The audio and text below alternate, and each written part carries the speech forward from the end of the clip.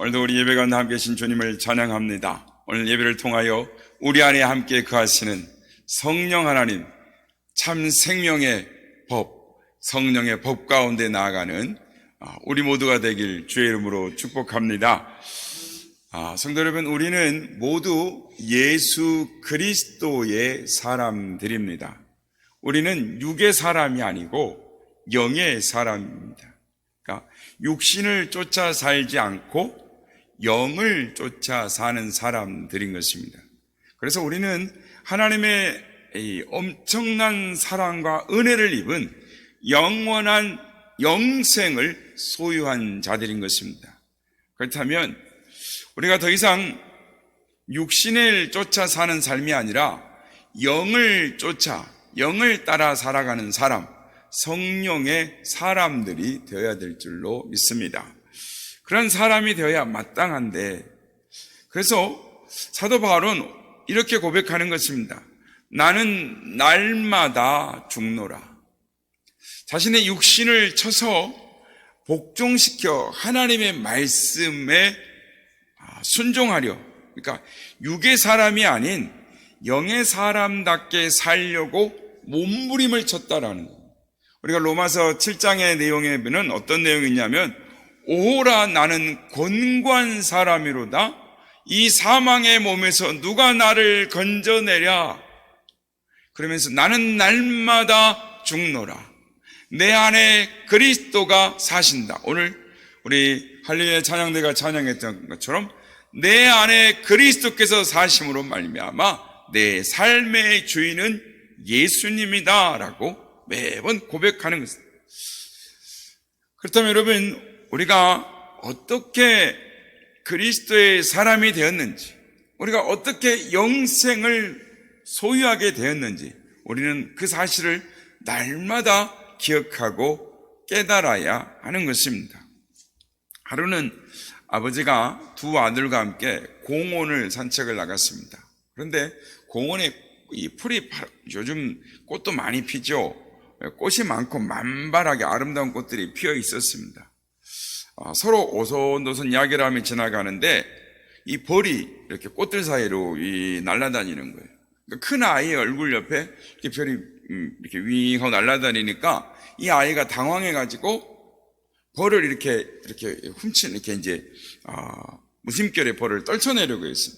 그랬더니 이 벌이 놀래가지고 벌을 이 큰 아이의 눈 언저리를 이렇게 탁 벌이 침을 이제 쏘았습니다. 얼마나 이 아이가 아팠겠습니까? 이 아이가 이 퉁퉁 부은 눈저리를 이렇게 탁 붙들고 그냥 아프다고 하면서 털썩 주저앉았습니다. 그런데 이 벌은 아직 성에도 이 화난 것이 성에 차지 않았는지 이 작은 아이 주위에도 막 날아다니는 겁니다. 얼굴 주위를. 그러니까 이 작은 아이가 아버지의 딱 뒤에 숨으면서 아빠 살려주세요. 저 벌이 저도 쏠려고 그래요. 그러니까 아빠가 하는 말이 작은 아이를 토닥거리면서 이렇게 말을 합니다. 얘야, 겁먹지 마라. 저 벌은 형을 쏘았기 때문에 벌에게는 더 이상 침이 없단다. 너를 쏘려고 해도 쏠 수가 없단다. 그랬습니다. 그러면서 아버지가 이 큰아이의 얼굴에 박혀있는 이 벌의 침을 뽑았습니다. 그리고 그 침을 이 작은 아이에게 보여주면서 보아라, 여기에 침이 있지 않니? 벌이 너를 위협할 수는 있지만 너를 쏠 수는 없단다. 너를 해치지 못한단다 라고 말을 했습니다. 그렇습니다. 사랑하는 성도 여러분, 죄의 침은 사망입니다. 곧 죽음입니다. 그러나 죄는 무서운 침을 이미 쏘아버렸습니다. 죄는 십자가에 달리신 예수 그리스도를 향하여 침을 쏘았습니다. 죄는 예수 그리스도로 하여금 죽게 만들었습니다. 그러나 죄는 사망의 침을 이미 쏘았기 때문에 더 이상 예수 그리스도 안에 있는 우리에게는 사망의 침을 쏠 수가 없습니다. 그래서 사도 바울은 고린도전서 15장 55절에서 이렇게 외치는 것입니다. 사망아, 너의 승리가 어디 있느냐? 사망아, 내가 쏘는 것이 어디 있느냐라고 외치는 것입니다.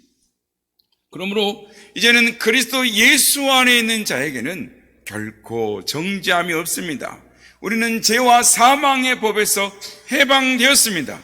우리에게는 이제 율법의 모든 요구가 이루어졌습니다.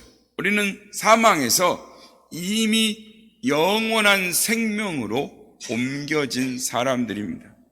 성도 여러분, 하나님께서 그의 아들을 이 땅에 어떻게 보내셨습니까?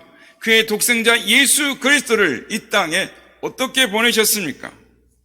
그저 하나님에 대해서, 하나님 나라에 대해서 가르쳐 주라고 이 땅에 보내셨습니까? 우리에게 하나님을 믿는 자의 삶의 본이 이렇다라고 말하면서 삶의 본을 보여주라고 보내셨습니까? 아닙니다. 그러나 만일 하나님께서 예수 그리스도를 그러한 목적으로 이 땅에 보내셨다 할지라도 우리는 그것에 감사하고 기뻐했을 것입니다. 그런데 하나님은 그 아들을 이 땅에 보내시되 우리를 대신하여 독생자 아들 예수 그리스도를 십자가에 못 박으셨습니다. 예수님께 우리의 죄를 정하셨습니다. 그리고 피 흘려 저주와 진노와 형벌을 우리 대신 받게 하시고 죽게 하셨습니다. 하나밖에 없는 독생자 아들 예수 그리스도가 십자가에 달려 돌아가실 때 고통 가운데 죽는 모습을 바라보는 하나님 아버지의 마음은 어떠하셨을까요? 예수님께서 십자가에 달려 죽으실 때 그 광경을 한번 생각해 보시기를 바랍니다. 온 땅에 어둠이 임했습니다. 하나님 아버지의 마음이 억장이 무너진 듯 했을 겁니다. 차마 볼 수가 없었던 그 아버지의 마음이 드러나 보이는 것입니다. 십자가에서 예수님 몸이 살이 찢겨질 때 성전의 휘장이 위에서부터 아래로 찢겨졌습니다. 아버지의 마음이 산산이 찢겨지고 또 찢겨지는 순간이었습니다. 땅이 진동했습니다. 독생자 예수 그리스도께서 십자가에 피 흘려 죽으시는 그 모습을 보면서 아버지의 마음이 떨리셨을 겁니다. 바위가 떨리고 바위가 터지는 걸 보면서 우리의 아버지 하나님의 마음이 부서지고 터졌을 것입니다. 우리 하나님의 마음이 아프셨을 것입니다. 우리가 그렇게 해서 하나님의 사람이 된 것입니다. 그처럼 엄청난 일들을 통해서 우리가 하나님 앞에 의롭다 하심을 받은 자들이 되었습니다. 그렇다면 우리가 그리스도의 사람이 되었다면 어떤 삶을 살아야 되겠습니까? 우리는 하나님의 사랑을 생각하면서 기쁘게 하나님을 기쁘시게 하는 삶을 살아야 할 것입니다. 하나님이 우리에게 무엇을 원하십니까? 오늘 본문에 보면은 하나님께서 우리에게 말씀하신 것이 있습니다. 그것은 한마디로 더 이상 육신을 쫓아 살지 말고 영을 쫓아 사는 삶을 살라라는 것입니다. 육신을 따르는 삶을 살지 말고 영을 따르는 삶을 살라라고 말씀하십니다. 오늘은 편의상 이 말씀을 세 대지로 나눠서 말씀을 나누고자 하는 것입니다. 첫째로 우리는 영의 사람이 되어야 하는 것입니다. 그리스도인이 육신의 삶을 살면 잘 될 것 같습니까? 못 될 것 같습니까? 대부분의 그리스도인들은 내가 세상에 나가면 잘 될 것 같습니다.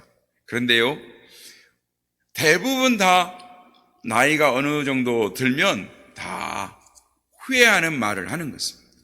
세상에 조금은 성공한 듯하고 조금은 재산을 모은 듯하지만 그러나 그의 삶은 육신의 삶을 따랐기에 마음속에 생명이 없고 평안이 없습니다.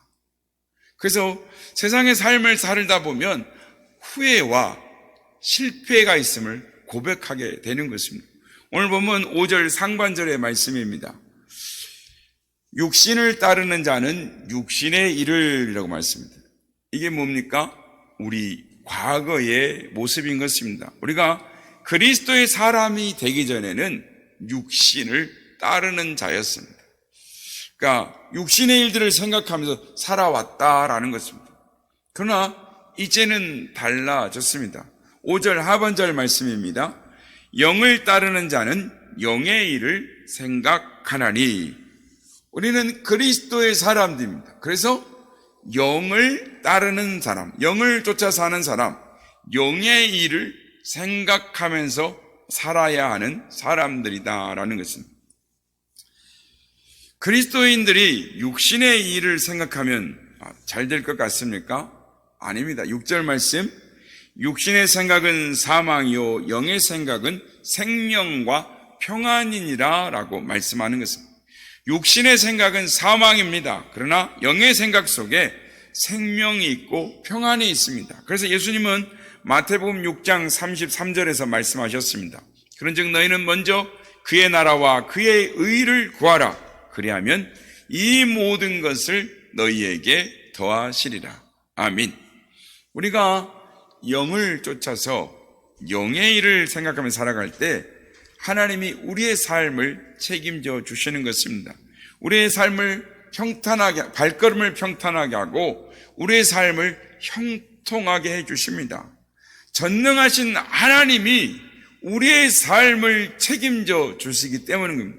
그러므로 그리스도의 사람은 하나님을 신뢰함으로 육신의 일을 치중하는 것이 아니라 하나님을 의지함으로 하나님의 일을, 영의 일을 구하고 하나님을 기쁘시게 하는 길을 선택해야 하는 것입니다. 시간이 지나 보면 그게 아닌 것 같아도 하나님께서 우리의 삶을 책임져 주십니다. 미국의 이 서부 개척 시대에 있었던 일입니다. 그때 이제 서부 캘리포니아에 엄청난 사금이, 캘리포니아 그거 아시죠? 뭐 서부 영화도 많이 나오는데 금이 나온다 그래서 사람들이 이 동부에 있는 사람들이 서부로 막 옮겨가던 시절이 있었습니다. 그래서 너도 나도 서부로 이주를 하는데 그 당시에는 길도 좋지 않았고 자동차로 가는 게 아니지 않습니까? 한 200여 년 전이니까. 그러니까 사람들이 마차로 가는데 누구보다도 먼저 가야 되는 겁니다. 먼저 가서 내가 말뚝을 치고 여긴 내 땅 그러면은 그곳이 내 땅이 되는 거죠. 그러니까 이 남들보다 더 빨리 가야 되는 거예요. 그러니까 얼마나 경쟁이 붙겠습니까? 다른 사람들이 차지하기 전에 빨리 가서 좋은 데를 찾아보고 거기다가 말뚝을 치고 여긴 내 땅 그러고 표시를 해야 되기 때문에 대부분의 사람들이 사금을 캐서 벼락부자가 되려고 하는 마음을 가지고 쉬지도 않고 잠시도 쉬지 않고 팍 달려갔습니다. 그런데 그 가운데 신실한 믿음을 가진 그리스도인이 한 사람 있었습니다. 그도 이 부자가 되겠다는 일념을 가지고 기대를 가지고 짐을 챙겨서 가족들을 그렇게 서부로 마차로 이렇게 갔습니다. 그런데 그 사람도 열심히 갔습니다. 남들처럼 열심히 갔어요. 그런데 주일이 되면 가다가 딱 멈췄습니다. 그리고는 숲속을 찾거나 시냇가를 찾아서 그곳에 짐을 풀고 하나님 앞에 온 가족이 함께 경건한 모습으로 예배를 드렸습니다. 주일만큼은 말씀 그대로 경건하게 하나님 앞에 예배를 드렸던 것입니다. 그러니까 안식을 취한 것입니다. 그런데 그 곁을 지나가는 사람들이 있었습니다. 그 사람들이 뭐라 그랬을까요? 여러분 같으면 뭐라 그럴 것 같습니까? 하루가 급하잖아요. 그런데 그걸 쉰단 말이에요. 그래서 사람들이 속으로 그랬습니다. 아니 저 사람 저러다가 언제 서부에 도착하려고 하나? 다른 사람들이 다 사금을 캐가 버린 다음에나 도착하려고 하나 보다 이러고 웃고 갔습니다. 남들이 비웃든지 조롱하든지 그는 상관하지 않았습니다. 그는 주일이면 꼭 멈추어서 하나님 앞에 예배를 드렸습니다. 그러고 나서 엿새 동안은 열심히 달렸습니다. 그렇게 해서 그의 가족도 그들의 목적지인 캘리포니아에 도착을 했습니다. 그래서 그는 자기보다 다른 사람들이 이미 도착해 있을 거라고 생각을 했습니다. 근데 가보니 아무도 없는 겁니다. 아무리 찾아봐도 함께 출발한 사람들을 찾을 수가 없었습니다. 나중에 알고 보니까 자기 가족이 제일 먼저 그곳에 도착한 것이었습니다. 그러니까 정신없이 막 계속 말을 몰고 사람들이 밤잠을 안 자고 달려가니까 어떻게 됐을까요? 중간에 다 병이 들어 쓰러졌던 것입니다. 말도 지쳐서 쓰러지고 사람들도 골병이 들어서 쓰러지고 마차도 다 망가져 버렸던 것입니다. 사랑하는 성도 여러분, 인생을 쉼 없이 달려가면 성공할 것처럼 느껴집니다. 경쟁에서 처지는 것 같이 느껴집니다. 그러나 하나님의 말씀대로 나아가면 하나님이 우리의 인생을 책임져 주시고 우리의 인생길로 인도하여 주실 줄로 믿습니다. 예수 그리스도의 사람들은 영의 사람들입니다. 그러므로 영의 사람답게 예수 그리스도를 쫓아 사는 삶을 살아갈 때 하나님께서 약속하신 하나님의 축복들로 우리를 채워주실 줄로 믿습니다. 둘째로 왜 우리가 육신의 일을 생각해서는 안 되냐 하면 7절 말씀입니다. 육신의 생각은 하나님과 원수가 되나니 이는 하나님의 법에 굴복하지 아니할 뿐 아니라 할 수도 없습니다. 육신의 생각은 하나님이 하시는, 그러니까 하나님이 기뻐하시는 일이 아닙니다. 하나님과 원수가 된다라고 말합니다. 이유가 무엇입니까? 하나님의 법에 굴복하지 아니할 뿐만 아니라 할 수도 없다는 거예요. 육신의 생각은 하나님의 법에 굴복할 의사가 없어요. 굴복해야 되는데 굴복할, 순종할 의사가 없고 할 수 있는 능력도 없다라고 말을 하는 것입니다. 그러니까 육신의 생각은 하나님의 법과 즉 상반되는 법이다라고 말씀하는 것입니다.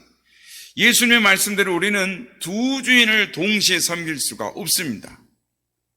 우리의 마음이 육신의 생각에 끌리면 자동적으로 하나님을 멀리하게 되어져 있습니다. 그러니까 하나님의 법을 어기는 결과가 오게 되어 있다라는 것입니다. 그 결과가 무엇입니까? 오늘 보면 8절 말씀입니다. 8절 말씀 우리 함께 같이 한번 읽어보겠습니다. 시작.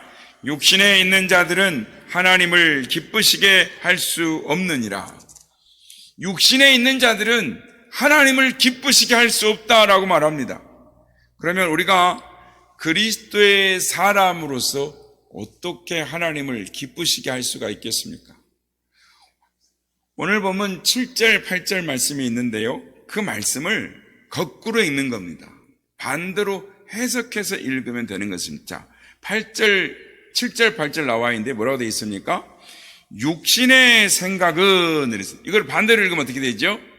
영의 생각은 하나님과 어떻게 될까요?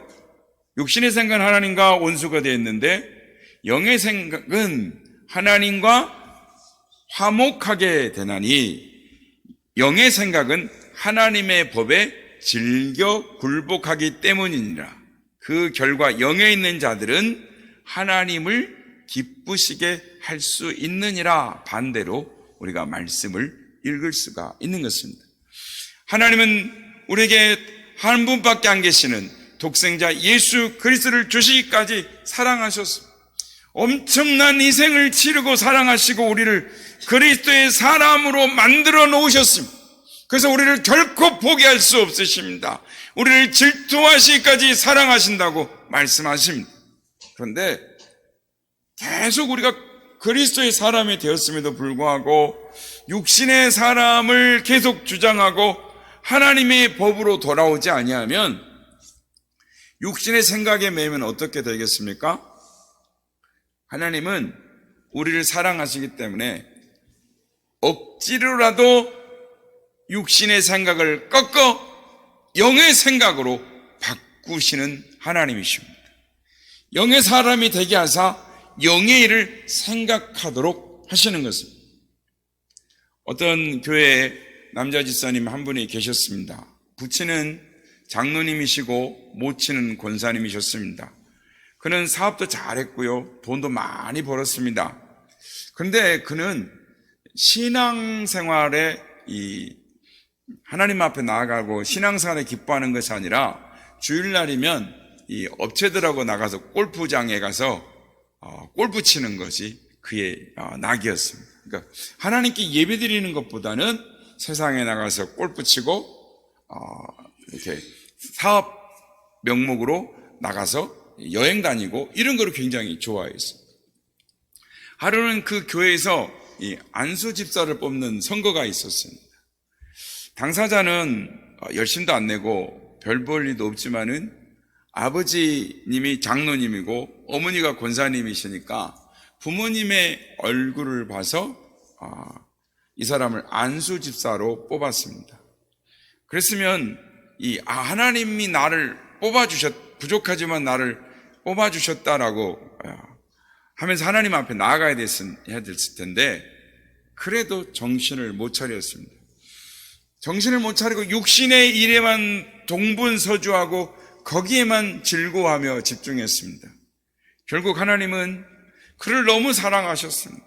그를 깨우치시기 위해 그에게 손을 드셨습니다. 그는 어느 날 먼저 누웠습니다. 병원에 가서 진단을 해보니 위암 3기였습니다. 의사가 수술을 해보려고 배를 갈랐는데 어찌해볼 수가 없어서 그냥 덮고 말았습니다. 결국 그의 생명의 불이 까물까물 꺼져갑니다. 그는 마지막에 흐느끼면서 이렇게 유언을 했습니다. 내 사랑하는 아내, 내 사랑하는 자녀들아, 하나님이 나를 사랑하셔서 내게 장로님, 권사님 부모를 주셨고 나로 하여금 어릴 때부터 예수님을 믿게 하였지만 내가 하나님의 크신 사랑과 은혜를 깨닫지 못했구나. 이 형편없는 나를 그래도 하나님은 쓰시겠다고 안수집사로 뽑아주셨지만 그래도 내가 깨닫지 못하고 정신을 차리지 못했구나. 나를 그대로 내버려 두면 내 육신, 내 영혼이 둘 다 지옥에 떨어질까봐 하나님은 내 육신은 불러가시고 내 영혼은 구원해 주셨구나. 애들아, 너희들은 어찌하든지 예수님을 잘 믿고 늘 하나님을 기쁘시게 하는 삶을 살아라. 그럼 우리 모두 이 다음에 천국에 가서 다시 만나자. 이렇게 유언을 했어요. 그리고 그걸 녹음을 한 거예요. 그의 장례식 때 그 녹음해놓은 녹음기가 계속 돌아갑니다. 그의 유언이 계속 돌아갑니다. 그걸 듣는 가족들도 예배를 들으는 성도들도 그의 목소리를 들으면서 함께 흐느꼈다라는 것입니다. 사랑하는 성도 여러분, 육신의 생각은 하나님과 원수가 되는 것입니다. 이는 육신의 생각은 하나님께 굴복하지 않기 때문입니다. 아니, 굴복할 능력이 없습니다. 육신에 있는 자들은 하나님을 기쁘시게 할 수 없습니다. 하나님은 우리를 너무 사랑하시기 때문에 우리가 육신의 사람처럼 육신의 생각에 골몰할 때 우리를 쳐서라도 영의 사람으로 바꾸어 주시는 하나님이신 줄 깨달으시길 바랍니다. 여러분에게 어떤 시련이 있습니까? 어려움이 있습니까?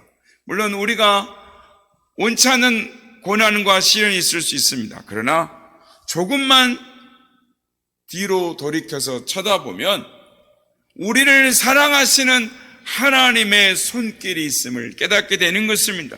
우리를 지극히 사랑하시는 하나님의 뜻대로 우리를 만들어 가시는 하나님의 손길을 우리는 깨닫게 되는 것입니다.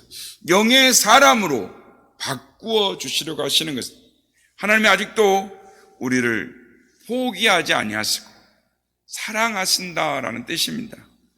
우리의 생각, 육의 생각을 하나님의 영의 생각으로 바꿔야 하는 것입니다.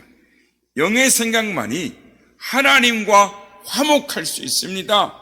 영의 생각에 있는 자만이 하나님을 기쁘시게 할 수 있습니다. 우리에게 표가 뭡니까? 하나님을 기쁘시게 하는 입니다. 누가 하나님을 기쁘시게 할 수 있다고요? 성경에서 뭐라고 말씀한다고요? 영을 따르는 자, 영의 사람이 하나님을 기쁘시게 한다라고 말씀하는 것입니다.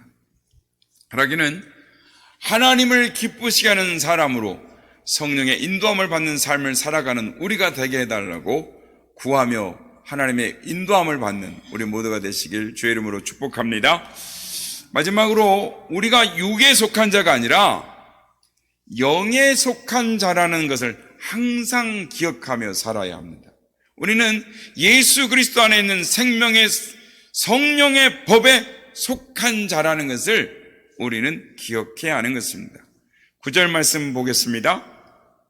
만일 너희 속에 하나님의 영이 거하시면 너희가 육신에 있지 아니하고 영에 있나니 누구든지 그리스도의 영이 없으면 그리스도의 사람이 아니니라. 누가 그리스도의 사람입니까? 그리스도의 영이 있는 사람이 그리스도의 사람입니다. 아무리 윤리적으로 완벽하게 살고 도덕적으로 착하게 산다 할지라도 그 속에 그리스도의 영이 없으면 그리스도의 사람이 아닙니다. 그러나 비록 부족하고 연약하다 할지라도 그 안에 그리스도의 성령이 그 속에 계시면 그가 곧 그리스도의 사람인 것입니다. 요한복음 3장에 나오는 니고데모를 한번 생각해 보시기 바랍니다. 얼마나 완벽한 사람이었습니까? 그는 바리새인이었습니다. 하나님의 말씀 율법을 철저하게 지키려고 했던 사람이었, 유대인의 관원이었고 사회적 지위가 높은 사람이었고 명망 있는 사람이었습니다. 또 이스라엘의 선생이었습니다. 랍비였습니다. 그는 말씀도 가르칠 뿐만 아니라 생활에 대해서, 종교에 대해서 백성들을 가르쳤던 사람입니다. 도덕과 윤리를 가르쳤던 사람입니다. 그럼에도 불구하고 예수님이 니고데모를 향하여 뭐라고 말씀하셨습니까? 거듭나라고 말씀하셨습니다. 거듭나지 않으면 하나님 나라에 들어갈 수 없고 볼 수도 없다라고 하셨습니다. 왜 예수님이 니고데모에게 그런 말씀을 하셨습니까? 만일 현장에 가늠하던 여인에게 예수님이 이런 말씀을 하셨으면 이해가 돼요. 그런데 또는 7 귀신 들린 막달라 마리아에게 너가 거듭나야겠다라고 말씀하셨다면 쉽게 이해가 될 수 있었습니다. 그런데 니고데모는 어떤 사람이었습니까? 인간적으로 보면 완벽한 사람이었습니다. 뛰어난 사람이었습니다. 그런데 예수님께서 니고데모를 향하여 거듭나라라고 말씀하셨습니다. 왜 그렇습니까? 니고데모가 아직 그리스도의 사람이 아니었기 때문이었습니다. 그는 영에 속한 사람이 아니고 육에 속한 사람이었기 때문입니다. 물론 우리는 니고데모처럼 윤리적으로 도덕적으로 완벽하지 못한 사람입니다. 그럼에도 불구하고 우리는 그리스도의 사람입니다. 왜 그렇습니까? 우리가 예수 그리스도 안에 거하고 예수 그리스도가 우리 안에 거하시기 때문인 것입니다. 우리에게 예수 그리스도의 영이 있기 때문인 것입니다. 그러면 우리가 그리스도의 사람이라고 해서 아무렇게나 살아도 됩니까? 그렇지 않습니다. 10절 말씀을 보시기 바랍니다. 또 그리스도께서 너희 안에 계시면 몸은 죄로 말미암아 죽은 것이나 영은 의로 말미암아 살아있는 것이니라. 10절 말씀을 보면 두 가지의 사항이 예리하게 대조되는 것을 볼 수가 있습니다. 그게 뭐냐면 몸과 영, 또 죄와 의, 그리고 죽는 것과 사는 것이 대조되어서 말을 합니다. 여러분, 우리 그리스도의 사람은 두 가지 중에 하나를 반드시 선택할 수밖에 없다라고 말씀을 하시는 것입니다. 우리가 죄를 선택할 거냐, 의를 선택할 거냐, 몸을 선택할 거냐, 영을 선택할 거냐, 죽는 것을 선택할 거냐, 사는 것을 선택할 거냐, 하나님의 말씀은 우리에게 말씀하십니다. 다시 말해서 그리스도의 사람은 죄로 인하여 죽는 것, 곧 부패한 육신의 행실을 쫓아서는 살아서는 안 된다라고 말씀하시는 것입니다. 의를 인하여 사는 것, 곧 영의 인도하심을 따라 사는 것, 영의 일을 생각하면서 사는 사람이 되라라고 말씀하시는 것입니다. 물론 우리의 이 육신은 부패해 있죠. 그리고 영원히 사는 사람은 아무도 없습니다. 우리도 100년 안에 다 100년 안에 이 세상을 떠나가게 될 것입니다. 그러나 이 부패한 육신도 우리 주님 오시는 날 호련히 변화될 것입니다. 그게 오늘 보면 11절 말씀입니다. 예수를 죽은 자 가운데서 살리신 이의 영이 너희 안에 거하시면 그리스도 예수를 죽은 자 가운데서 살리신 이가 너희 안에 거하시는 그의 영으로 말미암아 너희 죽을 몸도 살리시리라. 주님께서 재림하시는 날 천사장의 호령과 하나님의 나팔 소리 가운데 천군 천사 천만 천사들이 함께 올 때 주님 그때 재림하실 것입니다. 그날에 우리의 부패한 심성도 육신도 다 변화되어 썩을 것이 썩지 않을 것으로 육의 몸이 신령한 것으로 변화될 것입니다. 그러나 그때까지는 어떻게 하라고요? 우리의 몸을 육을 쳐서 복종시켜서 영의 인도하심을 받는 사람이 되어야 한다라는 것입니다. 여러분, 이 사람의 사람됨은 그가 누리는 자유의 성격에 의해서 규명된다라는 말이 있습니다. 좀 말이 좀 어려우시죠? 한 번 더 말씀드리겠습니다. 사람의 사람됨은 그 사람이 누리는 자유의 성격에 의해서 규명된다. 이게 무슨 말이냐면 당신은 어떤 것을 자유라고 생각하느냐라는 것입니다. 당신이 누리는 이 자유, 그러니까 어느 정도의 자유를 누리고 있느냐라고 묻는 것입니다. 무슨 말이냐면 예를 들면 경제적인 자유를 누리는데 영적인 자유가 없는 것입니다. 그러니까 이제 죽을 때가 가까워지면 아무리 돈이 많아도요 두려움에 떠는 것입니다.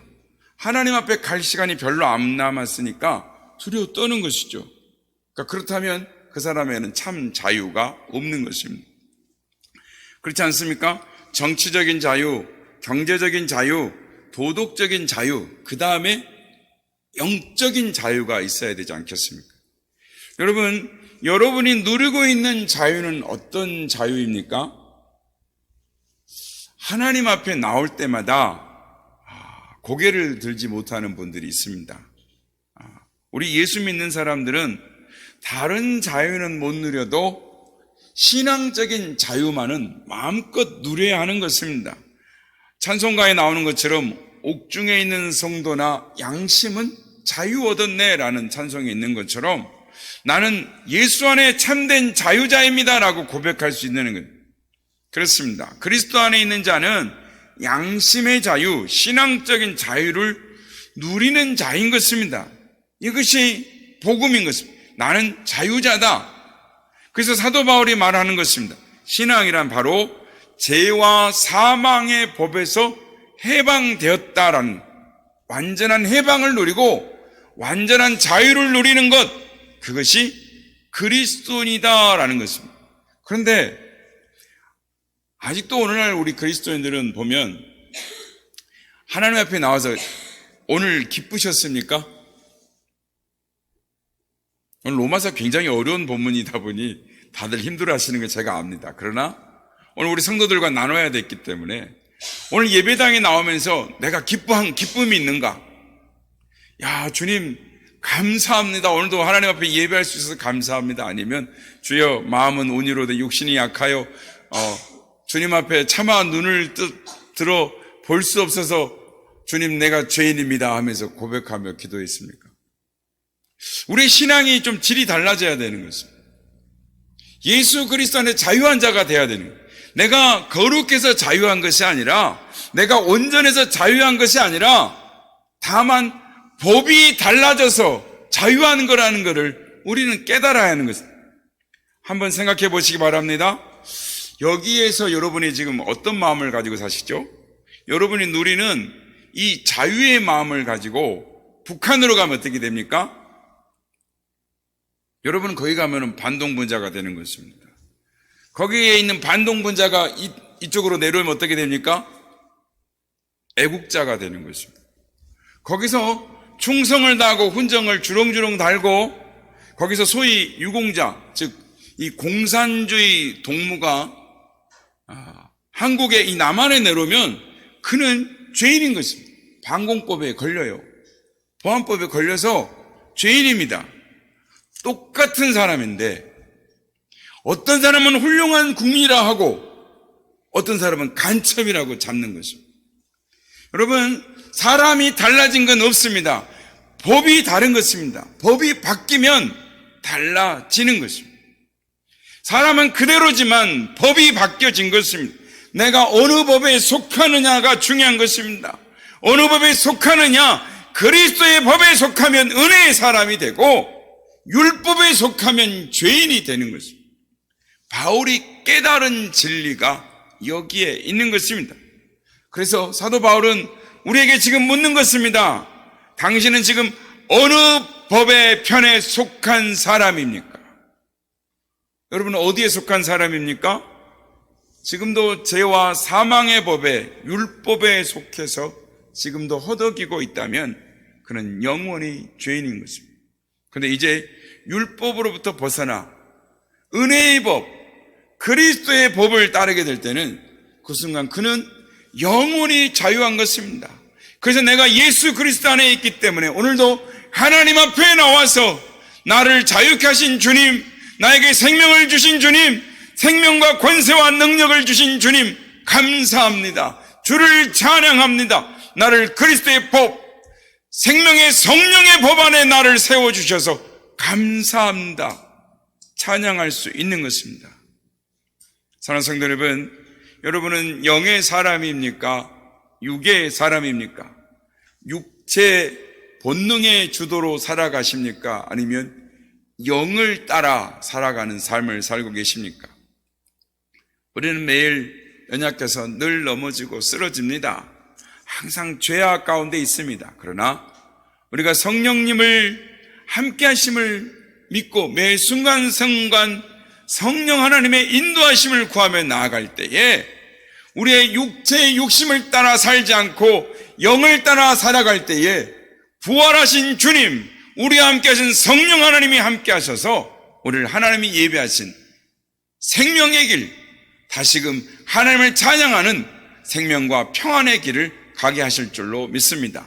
오늘도 우리가 어느 법 안에 있음을 깨닫고 오늘도 하나님이 세워주신 그 은혜에 감사하며 날마다 그 법 안에서 성령의 인도하심을 따라 예배하신 승리의 삶을 살아가는 우리 모두가 다 되시기를 예수님의 이름으로 축복합니다.